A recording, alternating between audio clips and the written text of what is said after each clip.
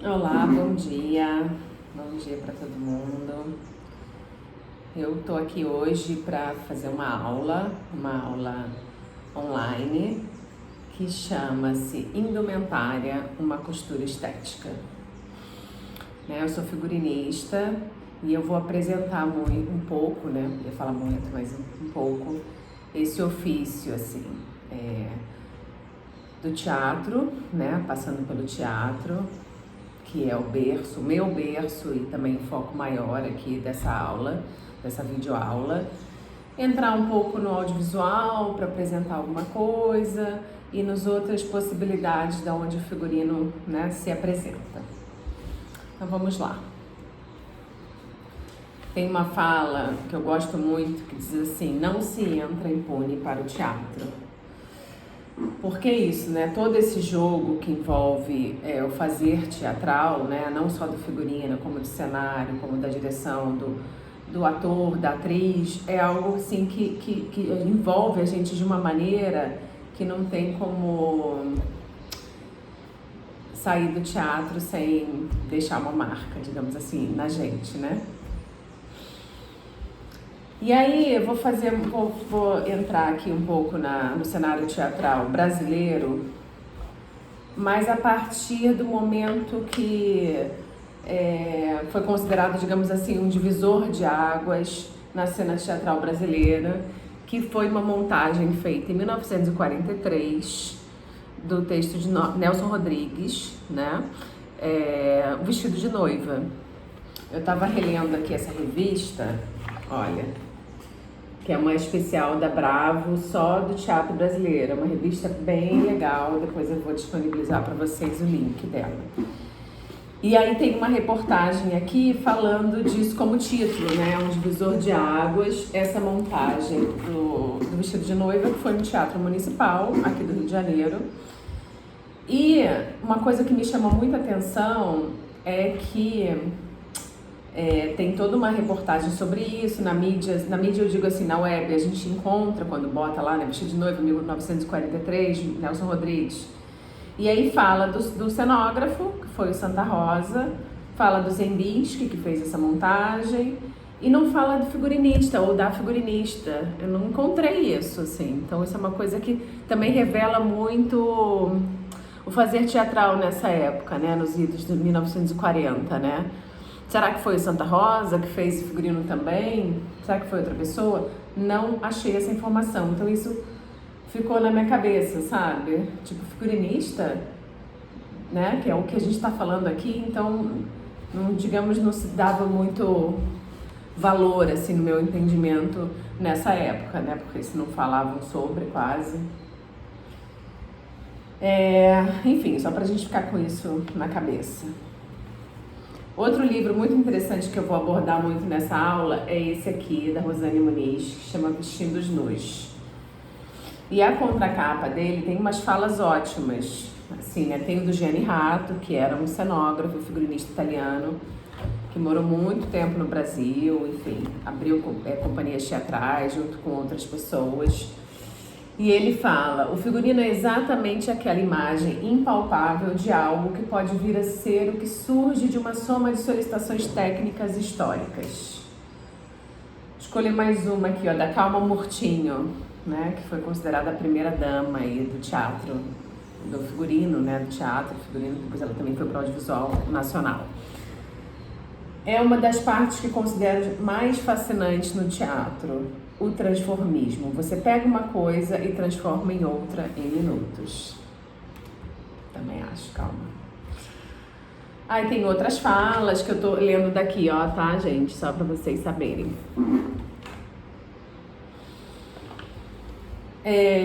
Tem esse outro livro aqui, gente, esses livros eles me acompanham e eu acho que eles são super, assim, inspiradores mesmo para quem tá interessado nesse ofício do figurino, desse fazer, sabe?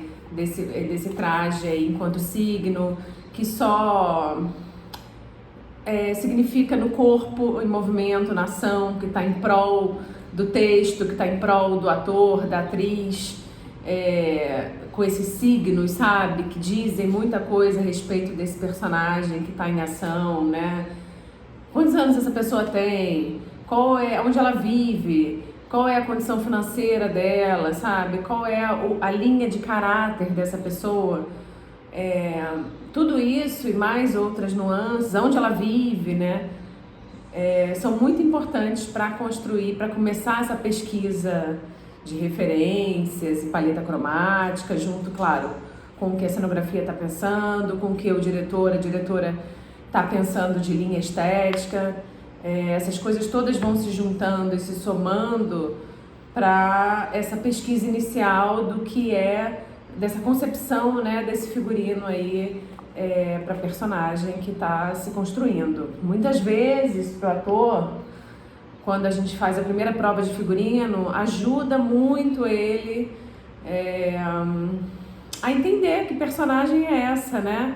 Começa a ver os trejeitos, às vezes o figurino a gente faz mais pesado, porque, né, dá a entender pelo texto que aquela personagem, ela, sei lá, anda curva, por exemplo, ou ela tem uma dificuldade de andar. Então, de que maneira a gente, enquanto figurinista, pode ajudar o ator, a atriz nesse caminho.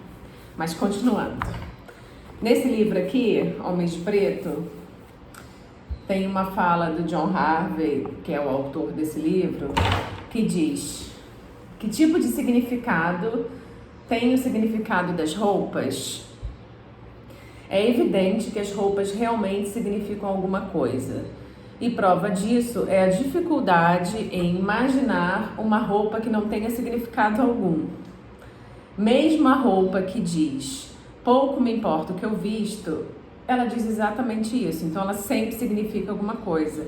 E é muito isso, né? Se a gente está andando na rua, vê alguém andando assim, com uma camiseta mais largona, uma bermuda solta, a gente tem uma leitura imagética ali inicial, né? Ou uma pessoa que está indo trabalhar, um homem de terno, gravata, você já imagina o que essa pessoa faz, onde que ela trabalha, né?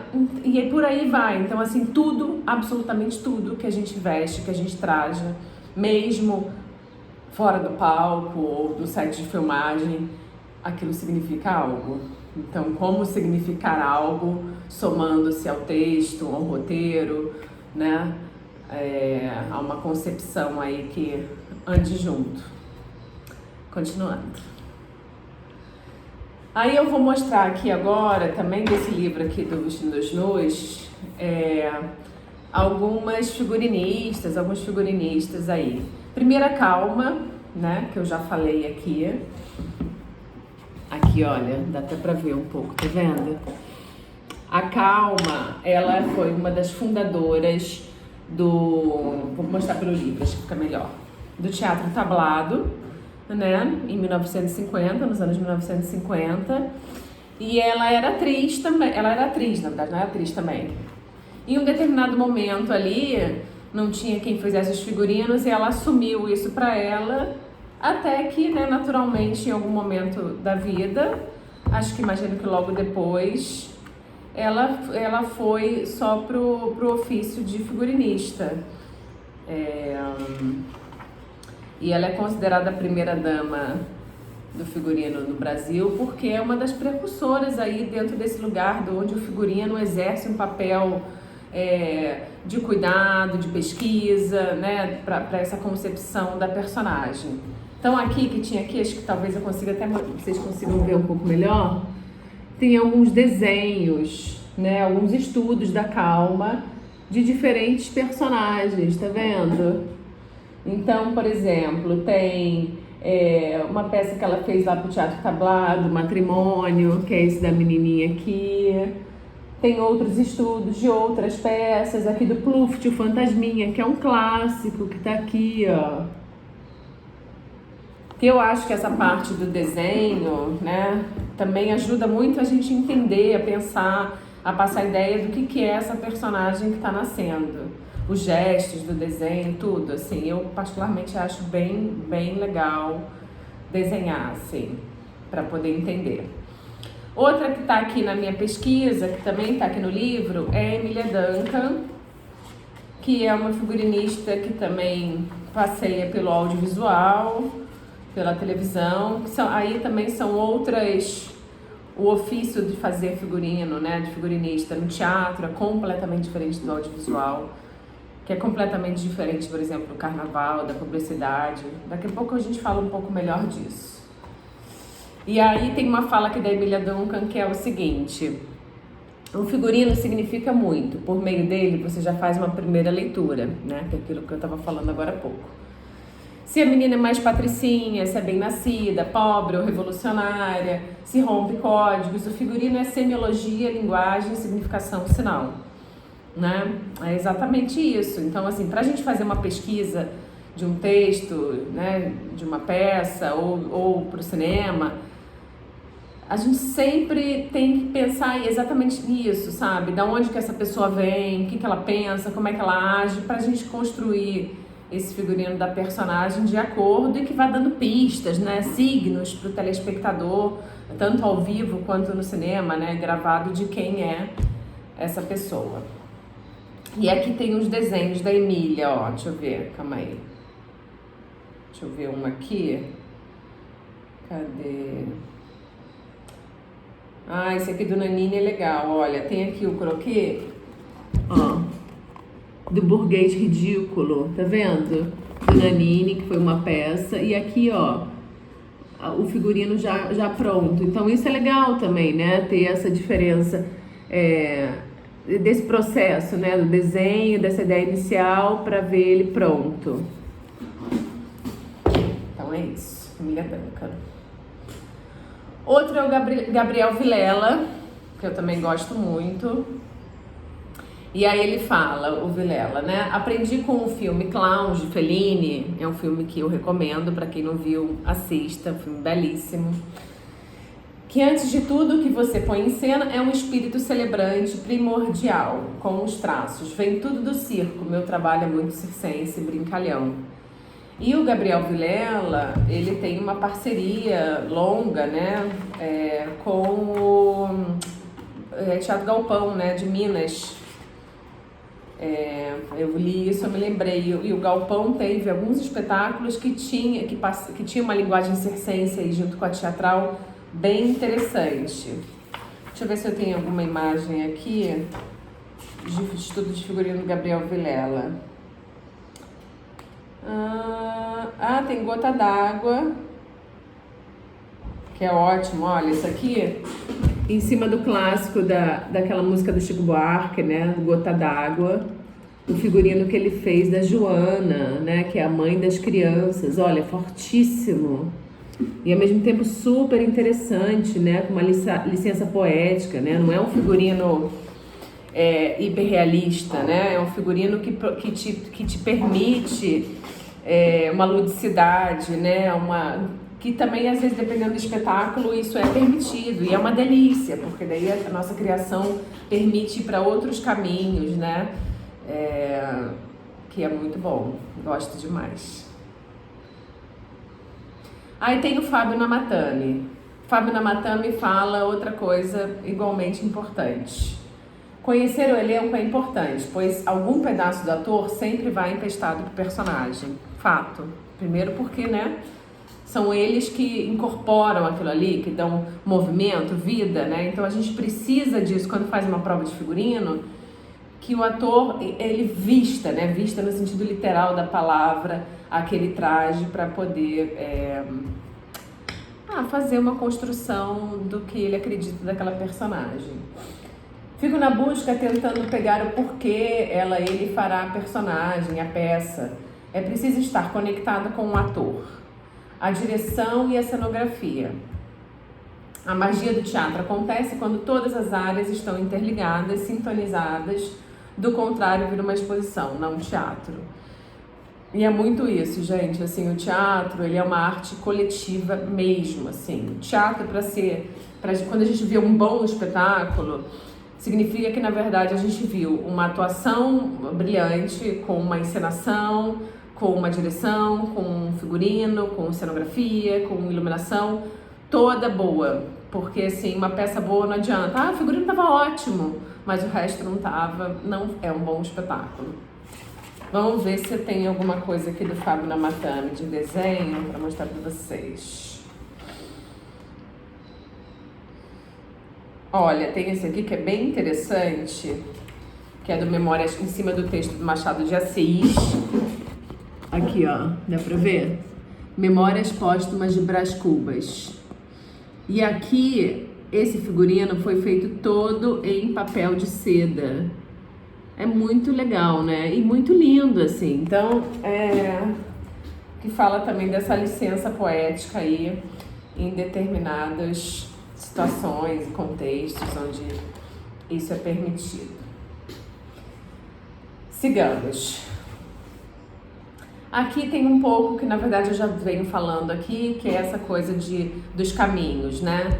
Qual que é a personagem, onde vive, idade, personalidade, realidade econômica, social, tempo histórico, trejeitos, né? Tudo isso é importante para a gente poder incorporar signos, texturas, cores, camadas para dar vida a essa personagem.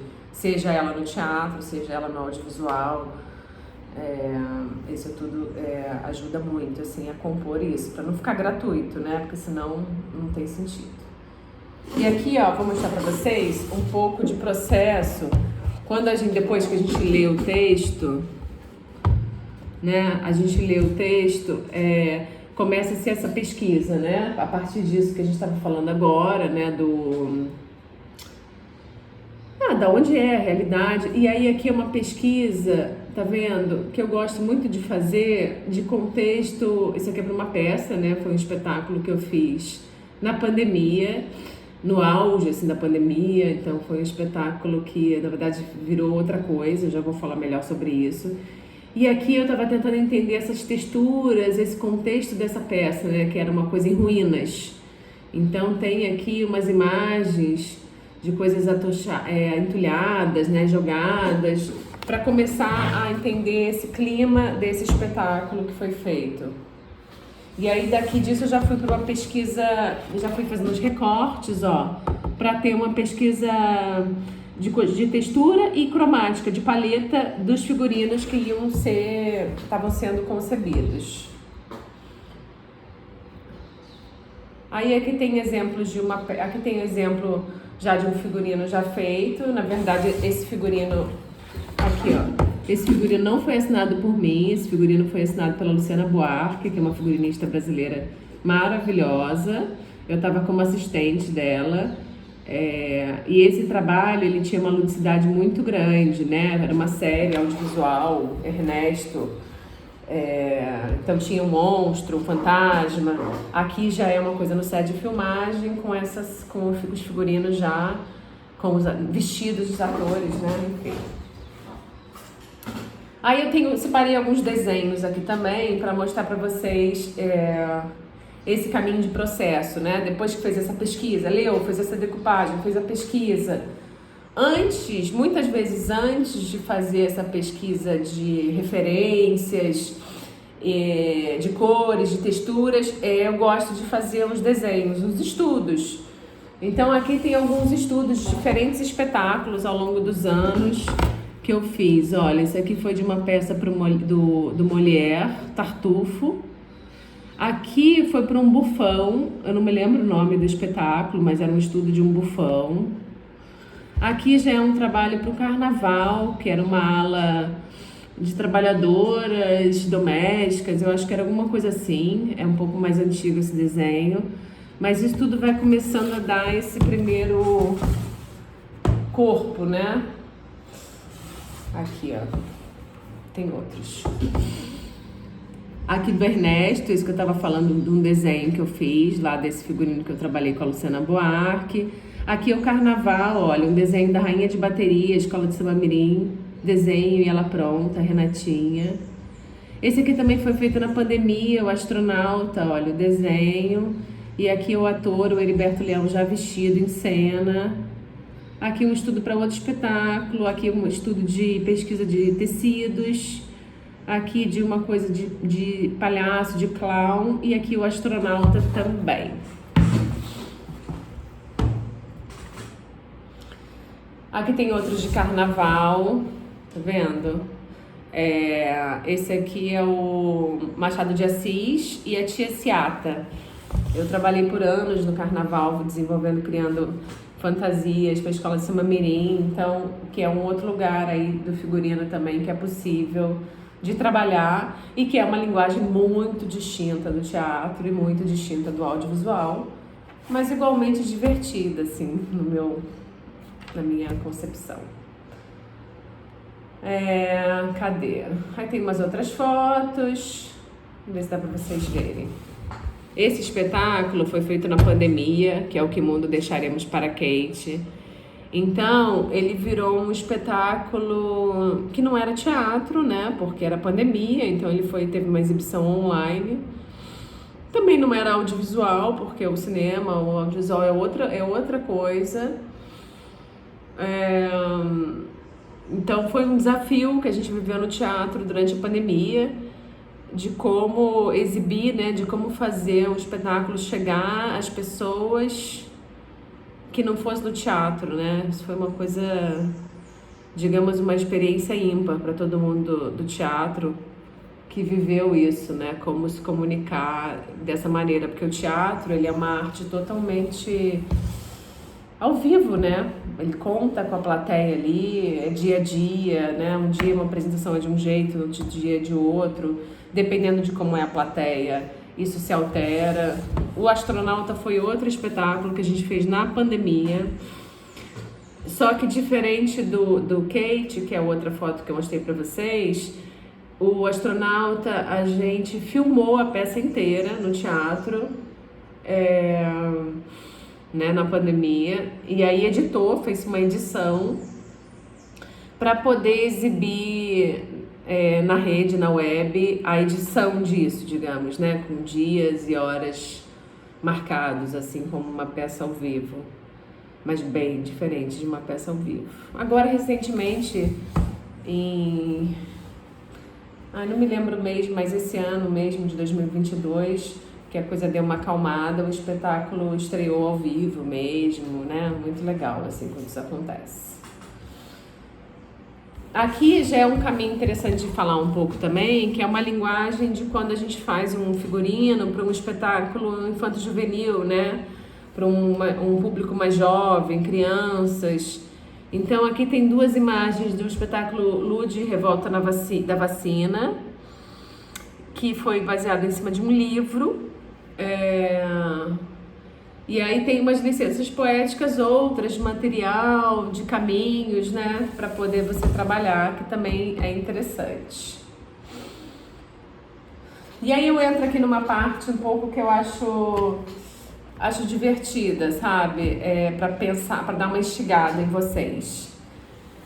Que eu falo o seguinte: figurino na criação da personagem, construção ou subversão? Vou deixar no ar aí essa pergunta para vocês. Não vou responder não, tá? Aí vou entrar um pouco em teatralidades contemporâneas. Vou ler para vocês o que está aqui no computador. O figurino deve contribuir com a construção da personagem, seja numa caixa cênica, espaço público ou outro onde se possa queira desenvolver. Aí eu boto entre parênteses aqui, como igreja, presídio, hospital, Rio Tietê, a exemplo do grupo de Teatro da Vertigem, que é um grupo de teatro de São Paulo, que faz, né, espetáculos assim, vira e mexe em outros espaços fora da caixa cênica, né, que é bem interessante.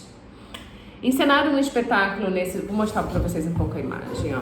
Aqui ao fundo é um espetáculo deles, que chama BR3, onde eles fizeram no Rio Tietê, em São Paulo.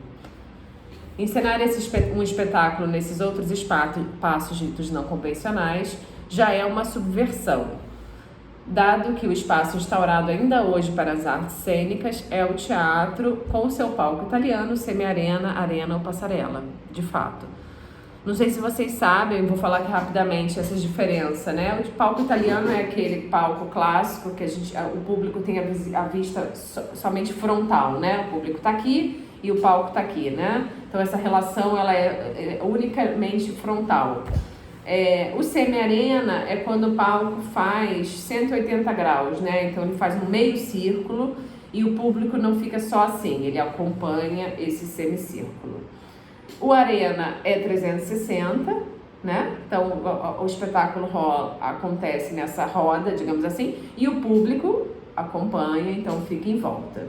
E o Passarela é um exemplo, por exemplo, do Zé Celso, da Companhia da Oficina de São Paulo, que eles fizeram um palco passarela, que é como é o carnaval, né? Que é literalmente uma rua, um caminho de passarela, e o público fica nas laterais. Então essa é basicamente a diferença. Boal com seu Teatro do Oprimido, Augusto Boal, Teatro do Oprimido, uma referência, ele já faleceu, mas é uma figura que vale a pena pesquisar, bem interessante. Buscava em suas ações teatrais subverter leis e ou pensamentos vigentes, seja em seu teatro legislativo, fórum, coringa, invisível, que eram os signos ali que ele começou a elaborar com a companhia dele. Nesse caso, a pesquisa do figurino deve estar de acordo com o que discursam uma veste que corrobore com seu ato subversivo, sempre.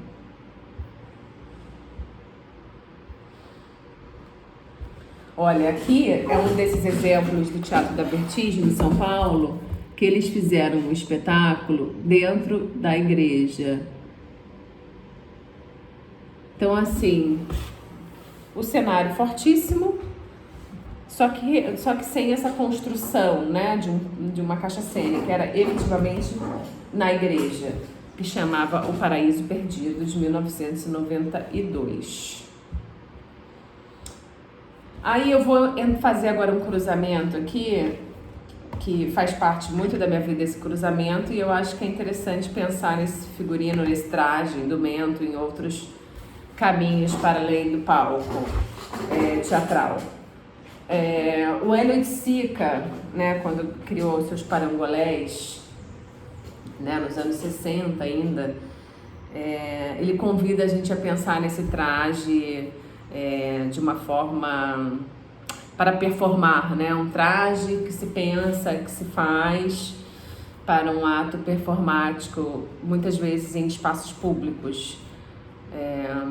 Eu acho bem interessante pensar nisso. Aí aqui do Hélio tem uma fala, tem essa foto que é ótima, olha, do Nildo da Mangueira, tá vendo? Com um parangolé do Hélio, essa imagem de 1964. Aí tem aqui uma fala que é o seguinte: tudo que antes era fundo ou também suporte para o ato e a estrutura da pintura transforma-se em elemento vivo, né? Que aqui no caso é o parangolé, né? Essa pintura que fica tridimensional, mais do que isso, né? O corpo é a pintura, né? Porque tá tudo ali, né? Aqui inclusive, ó, falando em pintura, em palheta. O espectador participador, da mesma forma como pensava o Boal, né, que eu falei agora há pouco do Teatro do Oprimido, o espectator, envolvido num trabalho de arte cuja estrutura mergulhava em um jogo dinâmico de relações sociais e espaciais, estava agora pronto para vestir seus planos estruturais no corpo, que é essa coisa do parangolé, né? Então, com o movimento, de que maneira aquele traje ali, aquele indumento significava outra coisa, né? Se faz tão importante, né? No caso do parangolé, no meu ponto de vista, eu acho que o traje, ele se faz tão importante quanto a ação, quanto a dança ali, o movimento, para que isso aconteça. Olha, outro exemplo que eu gosto muito, que já é mais atual, assim, bem mais atual, é esse trabalho aqui da Berna Reale, tá vendo? Para quem não conhece, a Berna é uma artista paraense e ela trabalha essencialmente com performance. E esse trabalho dela eu acho fortíssimo, assim, sabe? Enquanto performance em espaço público, digamos assim, né? Um público, esse espaço aí, um público que o público não quer acessar, né? Ela faz uma brincadeira, digamos assim, com aquele filme Dançando na Chuva, né, Singing in the Rain. Então ela constrói um traje, um indumento aí, para performar isso num lixão, bota esse tapete vermelho num lixão e faz essa performance, né, esse vídeo performance, Eu acho esse trabalho fortíssimo. E também diz muito sobre esse lugar de quando o figurino, o traje, o indumento, a veste significa tanto quanto a ação, né? No caso, a performance. Porque isso aqui que ela tá ajuda muito a contar, a fazer, elaborar essa performance do que se ela tivesse de roupa, sei lá, comum, como eu tô, entendeu? Ou aqui ela tá com uma máscara de oxigênio, um guarda-chuva, né? Que ela pode se proteger, ela tem para se proteger de outras coisas, né? Não é a chuva, mas é o que é que tá aí num lixão, né? Tanta coisa. E essa roupa social toda dourada, né? Toda luxo num tapete vermelho.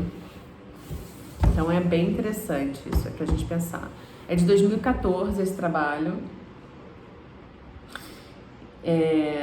E aqui fala isso, né? Que eu falei pra vocês agora. Reale estendeu um tapete vermelho no lixão de Aruá, que é na capital paraense, e munida de seu figurino dourado, com direito a terno, gravata, sapato Oxford, guarda-chuva e máscara de gás, protagonizou a icônica cena do filme É o Poder Desfilando, a riqueza e a miséria de um país de contrastes, que é exatamente isso, né?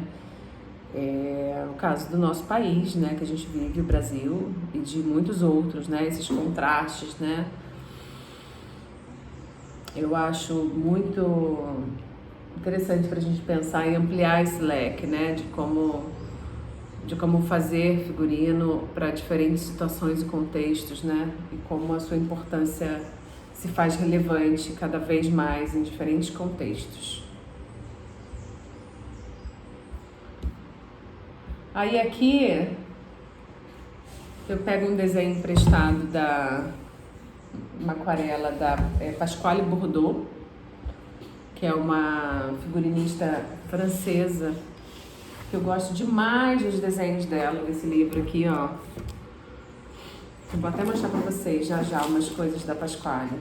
E ela é uma figurinista de teatro, né? Ela trabalha no teatro lá em Paris. E ela tem essa coisa do traço, que significa do movimento da personagem, que é muito legal, assim, que é muito convidativo. Então essas cortinas que eu mostrei agora, aqui, ó, é desse livro dela. E aí eu escrevi em cima disso aqui: o figurino na criação da personagem é sempre uma construção. Será subversivo se a personagem ou dramaturgia se indicar. Vou botar aqui, ó, depois eu falo. A personagem que vai me dizer se é subversiva ou não, e se o for, a concepção do figurino vai ajudar a construir essa realidade. Se a personagem do meio do caminho torna-se subversiva, o figurino pode ajudar-lhe nessa reconstrução, como, por exemplo, entortando a gravata, levantando o vestido, rasgando a blusa, enfim. O importante é somar forças ao que vai ser apresentado. E aí tem uma outra fala aqui do Roland Barthes, que tem uns livros bem interessantes que ele fala. Aqui até esse aqui, ó, do Homem de Preto, ele faz a introdução. Eu tirei essa fala do Roland Barthes aqui. No figurino, tudo que confunde a clareza dessa relação, contradiz, obscurece ou falsifica o gesto social do espetáculo é ruim. Ao contrário, tudo que nas formas, nas cores, nas substâncias e na sua disposição ajuda a leitura desses gestos é bom. De fato, né? Porque a gente está aqui para somar, para ajudar nessa leitura. Vou mostrar aqui 3 desenhos aqui da Pasquale Bourdeau, que eu acho bem interessante. Olha, esse aqui, ela trabalha essencialmente com aquarela, tá vendo? Vou botar aqui para vocês verem melhor. Então aqui tem a pesquisa dela da paleta de cores, ó, paleta cromática da personagem, e aqui o desenho da personagem, que tem todo um gesto, tem todo um movimento, né? Um desenho forte, bonito, assim. Eu gosto muito desse caminho de desenho. Quero desenhar um dia assim. Aqui é outro que, em vez de pesquisa da cromática, é também uma pesquisa cromática, mas com os tecidos, ó. Os tecidos e aqui a personagem. Lindo, né? E vou mostrar mais um, que é o desenho e ela vestindo o ator. antes de entrar em cena, tá vendo? Muito legal, né? Tá na bibliografia da nossa aula, esse livro, como todos os outros. E aí, fechando aquele lugar que eu comecei agora há pouco falando de construção ou subversão, né? Quando que o figurino é uma construção, quando que o figurino é uma subversão. Eu selecionei umas imagens aqui que eu acho bem interessantes. E aí eu só jogo essa pergunta, construção ou subversão, né? Tá vendo? Olha, aqui é lá do... Gente, me fugiu o nome. Oh, meu Deus! Alemão da escola. Fugiu o nome, daqui a pouco eu vou me lembrar. Aí tem trabalhos de artistas, tem o trabalho dessa Bauhaus, me lembrei da Bauhaus. Aqui foi um espetáculo feito para Bauhaus. E aqui trabalhos de artistas, né, artistas visuais, onde o figurino, o traje, se faz fundamental para a construção da cena, né, da performance. Acho bem interessante. Acho que eu devo estar falando bem interessante toda hora, mas é que eu adoro, gente. Esse universo do figurino eu acho maravilhoso. E aí, por fim, para fechar essa aula, essa breve aula, introdução, na verdade, né, eu vou entrar no livro do Balzac, que são tratados da vida moderna. Eu vou disponibilizar na web, gente, tá? Esse conto dele, para fazer uma provocação aqui com vocês, para quem se animar. Vou ler aqui para vocês, tá? Esse conto, ele é curto, só para vocês poderem ficar pensando, e depois eu vou falar da minha proposta antes de encerrar essa aula aqui. Sobre a gravata, considerada em si mesma e em suas relações com as sociedades e os indivíduos. Esse é o nome do conto que eu vou ler. Uma gravata bem posta exala por todo o traje um perfume exótico. Ela está para o vestuário como a trufa está para o jantar. A revolução foi para o vestuário, assim como para a ordem civil e política, um tempo de crise e de anarquia. Para a gravata em particular, ela trouxe uma daquelas mudanças orgânicas que vêm com séculos de intervalo. Renovar a face das coisas. Sob o antigo regime, cada classe tinha seu modo de vestir. Reconhecíamos pelos trajes o senhor, o burguês, o artesão. Naquela época, a gravata, se podemos dar esse nome ao colarinho de musselina e ao retalho de renda com que nossos pais envolviam seus pescoços, era tão somente uma peça de vestuário necessária, de tecido mais ou menos rico, mas sem interesse como sem importância pessoal. Os franceses tornaram-se, enfim, iguais em seus direitos, bem como em suas indumentárias, e a diferença do tecido ou no corte dos trajes não mais distinguia as condições. Como então se reconhecer no meio dessa uniformidade? Através de qual sinal exterior distinguir a categoria de cada indivíduo? Desde então se reservou à gravata um novo destino. A partir desse dia, ela nasceu para a vida pública, adquiriu uma importância social, pois que foi convocada a restabelecer nuances inteiramente extintas no vestuário. Ela tornou-se o critério através do qual se reconheceria o homem polido e o homem sem educação. Com efeito, dentre todas as peças do vestuário, a gravata é a única que pertence ao homem, a única em que se encontra a individualidade. Relativamente a vosso chapéu, a vosso traje, a vossas botas, todo mérito deve ser atribuído ao chapeleiro, ao alfaiate, aos fabricantes de bota, que vos entregam esses artigos em todo o seu brilho. Nada ali é de vossa autoria. Quanto à gravata, porém, estáis sem ajuda e sem apoio, abandonados a vós mesmos. Deve encontrar em vosso interior todos os vossos recursos. A lavadeira, entrega-vos um retalho de batista engomado. Segundo o que souberdes fazer, dele retirareis vantagem. É como um bloco de mármore nas mãos de Fídias, ou de um talhador de pedras.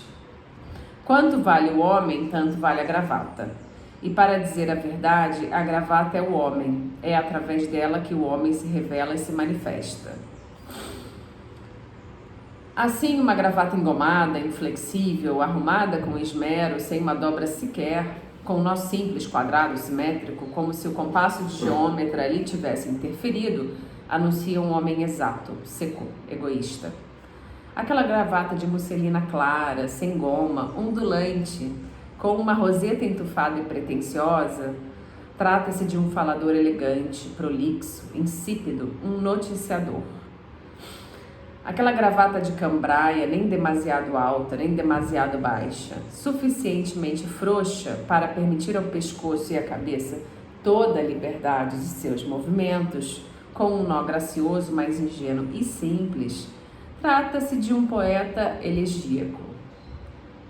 Paro por aqui para não deflorar em algumas linhas um assunto digno de inspirar volumes, tamanhos são seus interesses, alcance e importância. Ai, muito bom, gente. Ele vai falando mais algumas coisas que eu não vou ler agora não, para não me alongar muito. Mas eu vou disponibilizar isso na web para vocês, tá? E aí eu pergunto para vocês, gente, só colocando uma aspas aqui, para quem não conhece o Balzac, ele, enfim, era um escritor de outro século, né? Isso aqui, olha, ele escreveu nos idos 1830. Então, por isso que quando eu tô lendo, vocês veem que tem um outro linguajar. Mas é interessante notar que mesmo assim, né, a gravata ainda hoje exerce muito dessa função que eu li aqui nos homens, né, em pleno século XXI, né, do tecido da gravata, de quem usa gravata, dos nós de gravata, tem diferentes nós de gravata, né, o que isso quer comunicar. Então, assim, a partir desse conto, vocês conseguem criar um indumento, um figurino com o que se tem em casa, sabe? Que não precisa ser a partir desse conto específico do Balzac, mas a partir disso que eu falei aqui nessa aula introdutória, né? Do figurino como papel importante, né? Para se somar a personagem na construção, né? Desse espetáculo que está nascendo, né? No teatro, no audiovisual. A literatura, né? Como a literatura nos convida também a imaginar e por que não criar de fato algo para uma cena, para uma ação. Então eu deixo aqui esse convite, sabe? A partir disso aqui que a gente falou, que eu falei, de vocês criarem um indumento, um figurino, que pode ser para uma performance no espaço público, como os exemplos que eu mostrei aqui. Pode ser para um monólogo, pode ser porque leu uma história, não essa do Balzac, mas outra, e ficou com vontade de criar alguma coisa, fazer uma foto ou fazer um videozinho e postar isso. Se vocês animarem, posta lá, bota na web, né, nas redes, se postar com a hashtag indumentária, uma costura estética, que foi o nome dessa aula, e eu vou adorar ver, tá bom?